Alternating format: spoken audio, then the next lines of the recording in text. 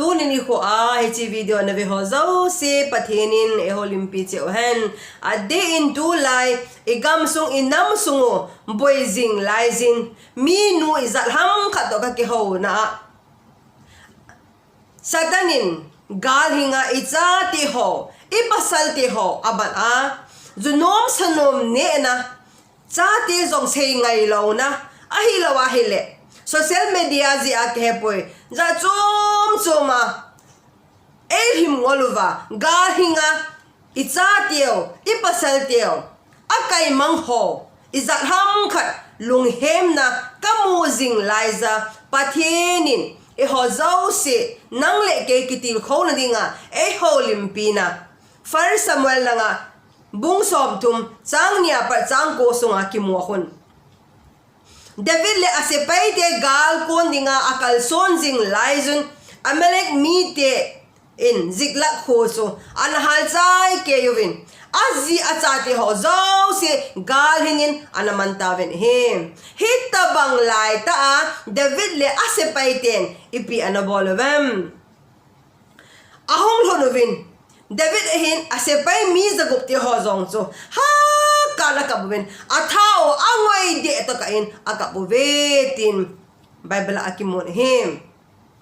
hijahin asepai te ho so alunga gimbe se jingin alunga hang be se jingin ha ka zo chun hiji azi acha te gal hinga min amadu so alung han piwin david ango tawin hem david tunga zong alung hangwin so nga seli jing digin anagotawin hem ahin la david kitipa pathen lung papa david kitipa wangsun ipi anabolam pakai apathena akiha sa na laizin hi akitin bible akicheta na kimon he pakai apathena kiha sa pakai apathena thaha na anane na lai hin he adang ho zo si alung la adawa akawa apenova athau ngoi dia mi chunga lunghanga david chunga lunga hin ko aman lai ta ovin david wangsun pakai apathena tha na anakimuna laizin he pathen lopina changta han chukille david ani zan na ipi na bolem pakai apathena tha na mu ke helova ani zan na ana bol chu pathen adongin he hiji ka zite ka cha te hi deleng ka pha ding hi nam tia pathen ado azing laizin pathenin delin na pha pa te ding hi te an don bol en him hiji pachen david le asepai ten zong amelek ten nung adel laizuvin mi zani hi sepai zani hi alal be se jovin vadung panga akisol dan tawin he adang se achievin azi achateo amelek miden gal hinga man ho zo siu chu ahingin ava alasam khat sa berin ahin kinung pui ke tawin he pathin lo pina changhan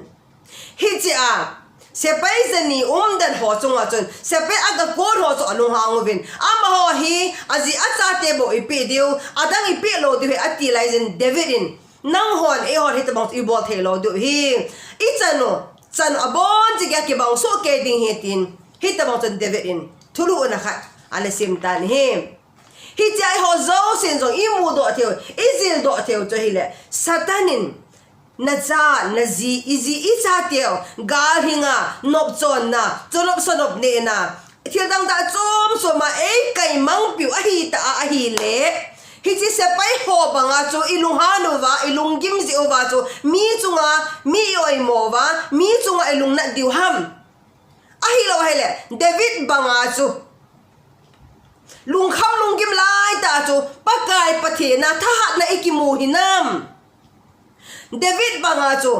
mo lung khamal mo lung gima mo ka a hilova